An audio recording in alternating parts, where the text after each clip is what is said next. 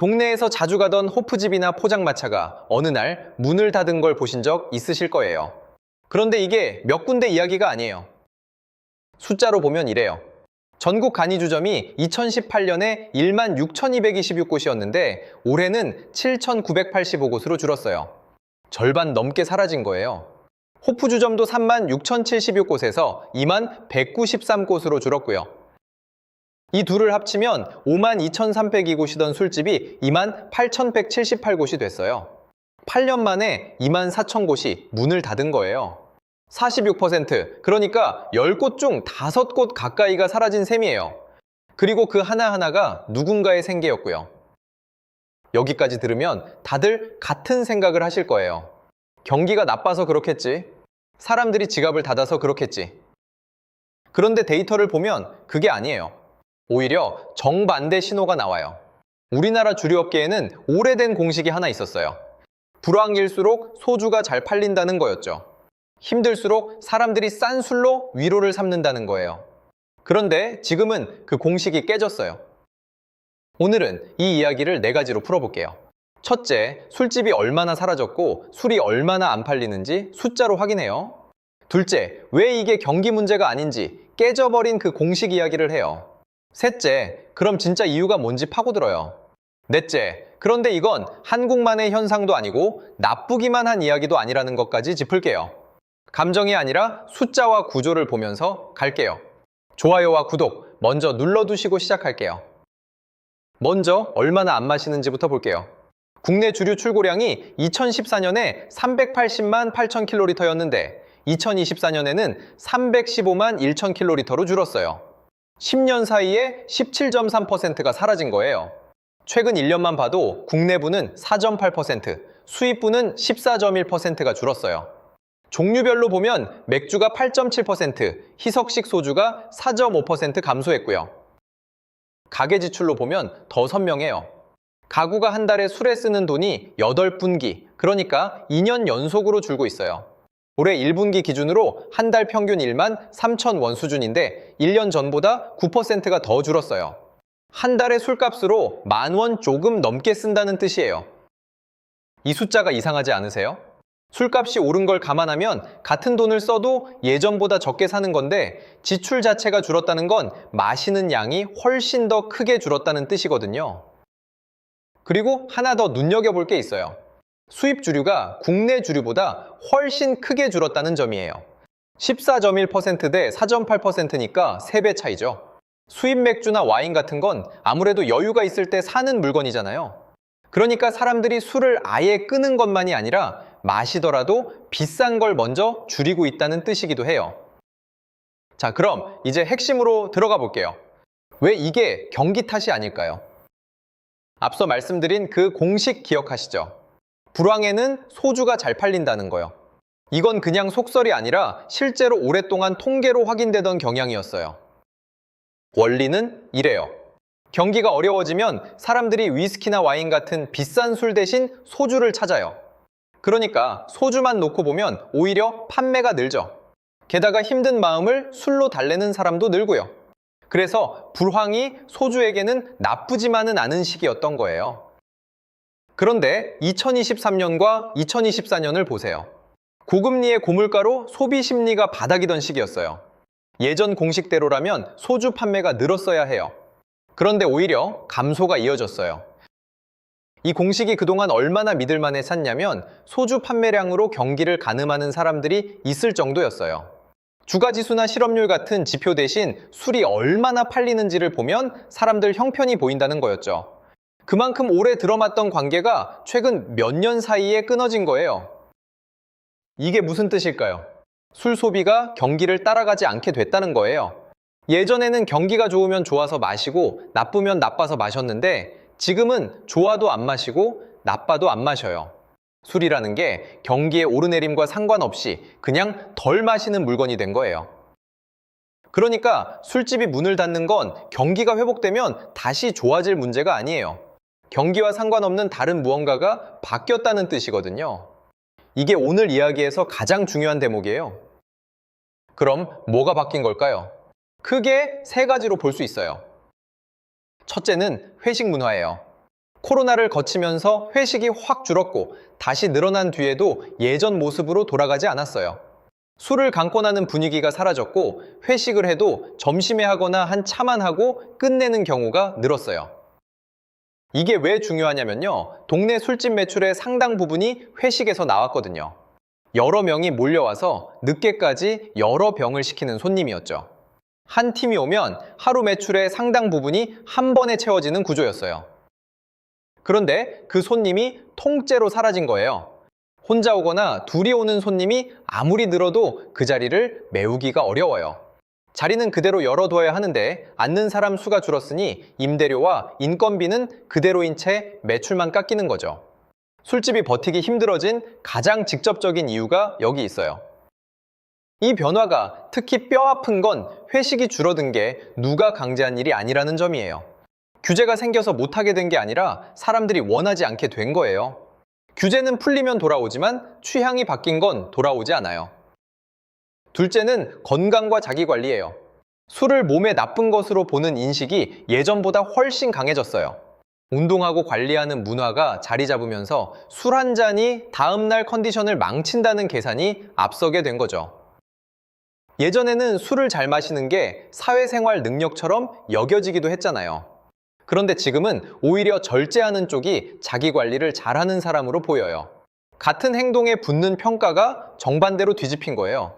요즘은 아예 술을 멀리하는 걸 하나의 취향으로 여기는 흐름까지 생겼어요. 술에 취하지 않아도 충분히 즐겁다는 생각이 젊은 층에서 퍼지고 있고요. 셋째는 조금 의외인데 소셜미디어예요. 젊은 세대일수록 자기 모습이 온라인에 남는 걸 신경 써요. 그런데 술에 취한 모습은 그 관리에 좋을 게 없잖아요. 예전에는 취해서 벌인 일이 그 자리에서 끝났어요. 다음날 서로 웃으면서 넘어가면 그만이었죠. 그런데 지금은 사진이나 영상으로 남고 그게 어디까지 퍼질지 아무도 몰라요. 취한 모습 하나가 몇 년 뒤에 문제가 되는 일도 실제로 벌어지고요. 그러니 술자리 자체를 조심하게 되는 이유가 하나 더 생긴 셈이에요. 기술이 사람들의 술버릇까지 바꿔놓은 거예요. 여기에 고물가도 겹쳐요. 술값 자체가 오른 것도 있지만 그보다 외식을 하는 횟수 자체가 줄었어요. 밖에서 밥 먹고 술 마시는 게 부담스러운 가격이 됐으니까요. 다만 여기서 헷갈리면 안 되는 게 있어요. 고물가는 술 소비 감소를 더 빠르게 만든 요인이지 근본 원인은 아니에요. 물가가 안정되면 외식이 조금 늘 수는 있겠죠. 그런데 회식 문화가 다시 예전으로 돌아가거나 건강을 신경 쓰던 사람들이 갑자기 술을 늘리지는 않을 거예요. 물가는 속도를 바꾸는 요인이고 문화는 방향을 정하는 요인이거든요. 그럼 앞으로는 어떨까요? 여기서 눈여겨볼 숫자가 하나 있어요. 청소년 음주율이 역대 최저를 기록했다는 조사 결과가 나왔거든요. 흡연율도 함께 최저를 찍었고요. 이게 왜 중요할까요? 지금 술을 안 마시는 10대가 5년, 10년 뒤에 갑자기 술을 많이 마시는 어른이 될까요? 아마 아닐 거예요. 술을 마시는 습관은 되게 젊을 때 만들어지고 그때 안 들인 습관은 나중에도 잘 안 생기거든요.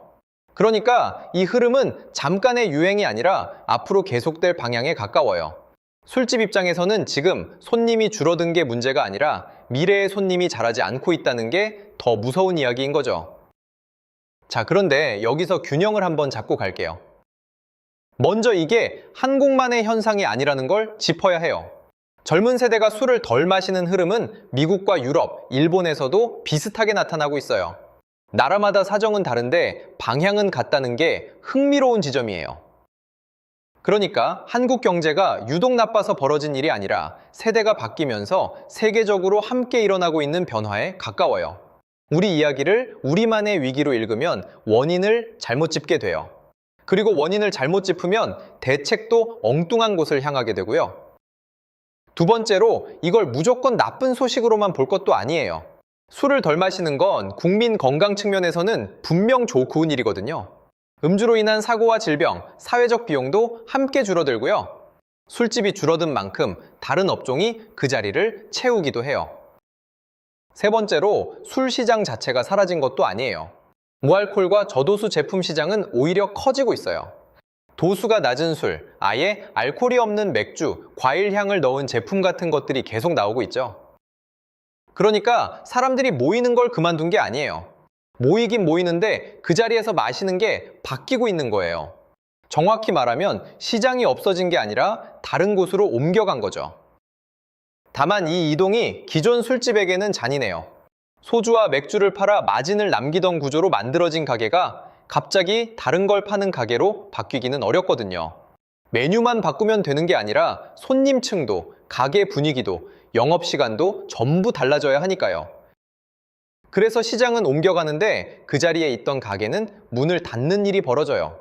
산업이 바뀔 때 늘 나타나는 장면이에요. 전체 시장이 유지되거나 심지어 커지고 있어도 그 변화를 따라가지 못한 쪽은 무너지거든요. 정리하면 이래요. 8년 사이에 전국 술집이 5만 2천 곳에서 2만 8천 곳으로 46%가 사라졌어요. 국내 주류 출고량은 10년간 17% 줄었고 가구의 술값 지출은 8분기 연속 감소 중이에요. 그런데 불황이면 소주가 잘 팔린다는 오랜 공식이 깨진 걸 보면 이건 경기 문제가 아니에요. 회식 문화가 바뀌었고 건강을 중시하는 흐름이 자리 잡았고 온라인에 남는 기록을 의식하게 됐어요. 그리고 청소년 음주율이 역대 최저라는 건 이 방향이 계속될 거라는 신호고요. 이 이야기가 남기는 건 이거예요. 어떤 업종이 어려워지면 우리는 대개 경기 탓을 해서 그리고 경기만 좋아지면 다시 살아날 거라고 생각하죠. 그런데 그 안에 있는 숫자를 들여다보면 경기가 아니라 사람들의 생활 방식 자체가 바뀐 경우가 있어요. 그때는 아무리 기다려도 예전으로 돌아가지 않아요. 이 둘을 구분하는 게 정말 중요해요. 경기 문제라면 버티는 게 답이에요. 지나가는 비니까 우산 쓰고 기다리면 되죠. 그런데 구조 문제라면 버티는 게 가장 위험한 선택이 돼요. 기후가 바뀐 건데 비가 그치기만 기다리는 셈이거든요. 방향을 바꿔야 하는 상황에서 버티기만 하면 시간과 돈만 잃어요. 그래서 어떤 가게가 어려워졌다는 소식을 들으면 손님이 왜 줄었는지를 한 겹 더 들어가서 봐야 해요. 돈이 없어서 안 오는 건지 아니면 이제 그걸 원하지 않게 된 건지 이 둘은 완전히 다른 문제고 답도 완전히 달라요. 그리고 이건 술집만의 이야기도 아니에요. 우리가 앞서 다뤘던 산업 이야기들도 결이 같았어요. 일본이 LNG선을 못 만들게 된 것도 기술이 없어서가 아니라 사람과 공급망이라는 구조가 사라졌기 때문이었죠. 국산 CNC가 성능을 갖추고도 안 팔린 것도 가격 문제가 아니라 신뢰라는 구조 때문이었고요.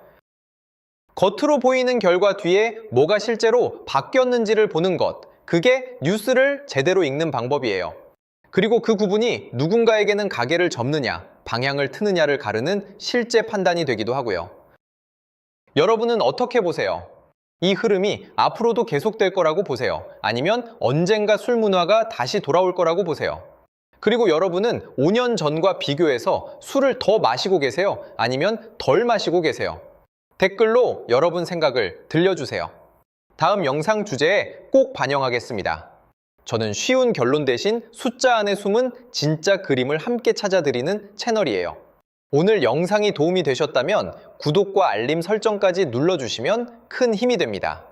다음 영상에서 또 만나요.